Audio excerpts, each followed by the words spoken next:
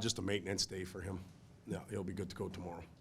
After last night's game, you said you wanted to get together as a staff, kind of review the line adjustments made last night. What did you see from changes made? I guess why did you guys kind of decide to keep those good this morning? It was time. Not complacency. I don't think our guys are complacent, but just the execution falling off between individuals, the connectivity. I think guys used that. I believe guys used that word last night after the game. And, in reviewing and looking back, we were better the second half of the game as far as pace goes. Again, is that the change? Did we get their attention, or was that the opposition playing the score a little bit more? Everything comes into play, but we'll see where we go tomorrow. But for today, that's how we approached it. Your thoughts on Clark being recalled and Toby being put on waivers? Actually happy for both of them, and that's going to sound really strange for Toby, but Toby needs to play. And, we've got our fingers crossed that we don't lose him to another organization. But he needs to play. He's still a young player, and having him, practice and not get the reward of being in the competition isn't good for him at that young age. So we'll try and get him to the American League and get him playing lots of games. Brent, on the other hand, has been playing a lot. He's been playing high minutes. He's been productive. And we've got to figure out where he fits in the puzzle, not only for this year, but also for moving forward deeper into the year and playoffs and then beyond.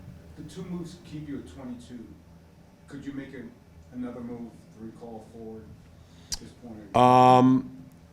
You know what? I'm not going to answer that because I can't give you an accurate answer. I don't know where we are cap-wise or anything along those lines. So you'd have to ask Blakey that. For this recall of Brent, is it just here? Is he just here for practice with Drew taking a day, or are you trying to build him up? No. If Drew didn't take a maintenance day, you would have saw Brent out for practice as well. He will. Clarkie will come with us on. He'll be with us for tomorrow against Detroit, and then he'll be on the plane to travel for that 6-game road trip as well. Todd, when you're preparing for today's practice, probably a bunch of things you want to look at. What were you trying to accomplish, and you feel you accomplished some of those things today? Well, the last part first, we'll find out tomorrow if we accomplished what we needed to accomplish. But when we looked at it, there's a lot of areas to pick from. But we picked two, and we tried to address them like we would any other day, win or lose. And we tried to get those areas that worked done with a lot of pace because I didn't think we played with that early in the game. We got better later on. And we tried to extend things out a little bit longer, make them finish plays more rather than just one and done. What are some of the things that you can identify about your team's play, like in the third period last night after you've changed the lines, that doesn't have anything to do with Toronto? Things that you're seeing positively from your team that don't have? Well, I think the first thing you look at is how the group reacts with body language and their energy.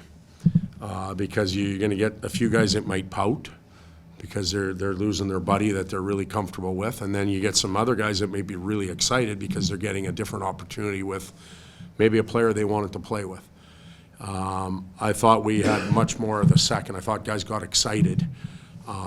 It also got their attention. I think it puts sometimes it puts a shock into the system, which you need. And then you look for execution. And we weren't executing early in the game for sure. Didn't matter who we put on the ice, but got a little better later on. Last year, due to personnel, you had some right shot defensive play on the left side. This year, you kind of like the balance you mentioned. Do you see that being a possibility with the amount of right shot defense? I think it has to be at some point that righty plays with righty. But each one of our righties has done that, including Brent in the past. So it's not a jolt to their system. They've been there before and they've done that before. But this put Spence's spot at jeopardy? Nobody's spot is in jeopardy because we're going to need 7 or 8 defensemen as we go. Spenny's played outstanding in my mind. He's really played well for most of the year. Andreas has come in and played very well. That pair has been a pretty darn good pair. There's 4 others above that have had real good competitive nights. But what we have to do is we have to have 7 available, and Brent Clark's one of the top defensemen in the world outside the NHL right now. And he's now in the NHL. So we'll make sure that we work everybody through and nobody's getting punished. Jumping off of that, because Jordan, we've all seen, earned the position at the Yep. start of the year, he's played up to it. How do you like, so then, with that in mind, how do you like how Brad has seemingly taken care of his business?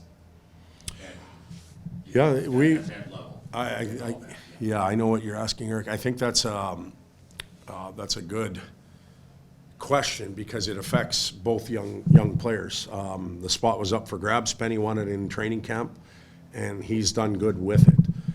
Brent didn't win it in training camp and could have pouted and went the other way, but he's done good with what he needed to do up till Christmas here, and he deserves the opportunity to come up. So it's a real good problem when you have 2 young defensemen playing that way. We'll figure that problem out as we go, but we'll make sure everybody gets an opportunity and try and keep everybody on their toes.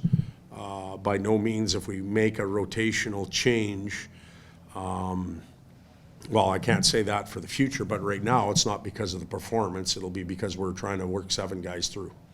This, switching gears, this stretch from, that stretch from the Christmas break to whether it's the All-Star break or Olympic Yeah. or whatever, that mid-season. Yeah. You dealt with that with many mid-seasons. Yeah. How have you managed that over the years? I know it's different teams. Yeah. Whatsoever, but how have you found what's best, and has that even changed and evolved over time? That whole, I think every year is different. You're at a different place, a different time, different type of team. When you play 82 games, there's the big finish line at 82, but there's some other landmarks along the way I think that players work towards. One, because they get some rest. Let's face it, 82 games is a tough haul.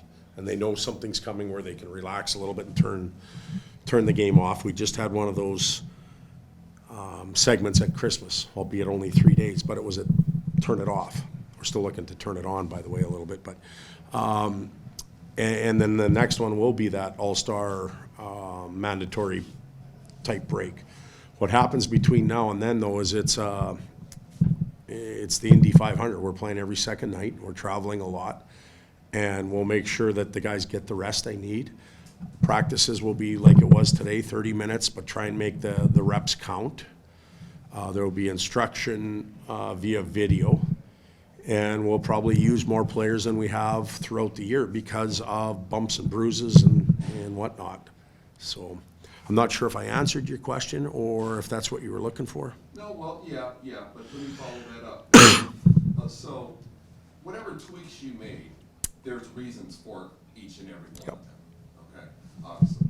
But when you're in this kind of middle stretch where you're past the first 20, 25, 30 games, you don't have something really to look for in that last. Kind of the 10. dog days. Yeah, exactly. Okay, yep. So, have you found yourself more likely to do tweaks to just kind of energize? Oh, okay, I get what you're asking. Yeah, like jolt them a little bit and, hey, we're changing this or doing that.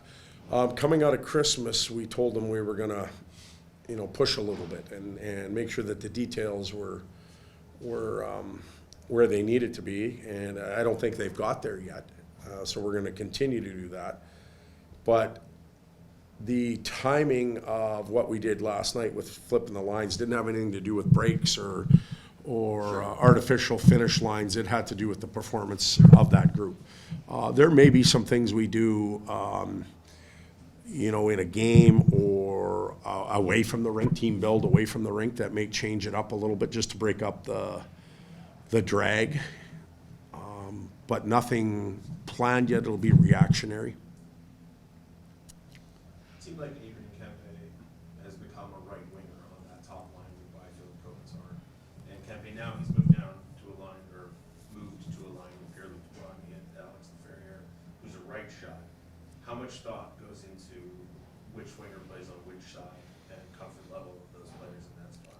Well, the 41 goal scorer from last year will stay on the right side.